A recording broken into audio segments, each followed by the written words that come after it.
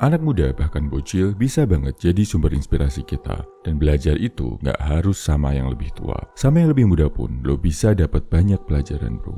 Gue mau cerita pengalaman gue pribadi tentang hal ini. Tentang rekan kerja gue yang udah kayak saudara sendiri. Sebut aja namanya Bro Alfa Gemilang. Dia ini usianya jauh lebih muda dari gua, tapi jauh lebih bijaksana. Suatu sore gua lagi naik motor di Ring Road Jogja. Di Cakrawala, gua lihat sosok Bro Alfa Gemilang lagi jalan kaki. Wajahnya kelihatan kepayahan banget, kecapean banget. Gua tanya, "Bro, lagi olahraga ya? Kok kelihatan payah banget?" Bro Alfa Gemilang jawab, "Gak bro, ini bagian dari konsekuensi. Gua gagal mencapai target pribadi. Dan konsekuensinya, gua harus jalan kaki keliling Ring Road 10 kali. Gila." Sekedar info bro, jalan Ring Road adalah jalan lingkar yang mengelilingi kota Jogja. Panjang satu putarannya kurang lebih sekitar 40 km. Kalau harus jalan keliling 10 kali, berarti Bro Alfa Gemilang total harus jalan kurang lebih 400 km. Gue bilang, "Yakin bro, gak sayang sama waktu dan tenaga lo?" Dia nanggepin, "Aman bro, ini pilihan yang udah gue ambil. Biar next di masa depan, gue gak gagal lagi. Sekarang, gue bakal nikmati tiap langkah, rasain capeknya tiap langkah, buat meresapi kegagalan sambil introspeksi. Terus habis ini selesai, bisa coba tantangan baru lagi dan berhasil." Gue tawarin buat bonceng motor, tentu aja dia gak mau. Akhirnya gue tinggalkanlah dia dengan tirakatnya itu.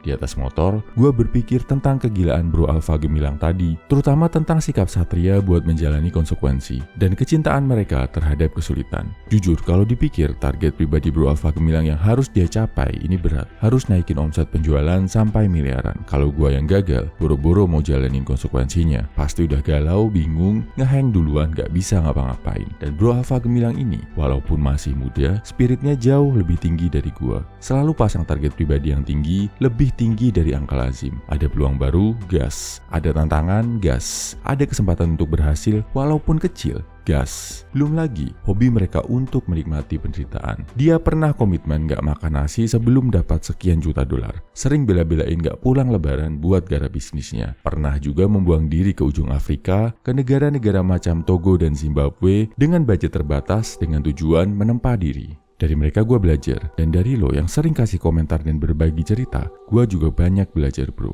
Intinya, kalau mau belajar, jangan lihat umurnya. Jangan ngerasa lebih tinggi dari orang lain cuma karena umur lo yang lebih tua. Di balik pemikiran generasi muda ini, tersimpan hidden gem berharga kalau kita mau memahaminya. Tunjukin bro, kalau anak muda Indonesia sekarang, gak selalu tentang hal-hal negatif.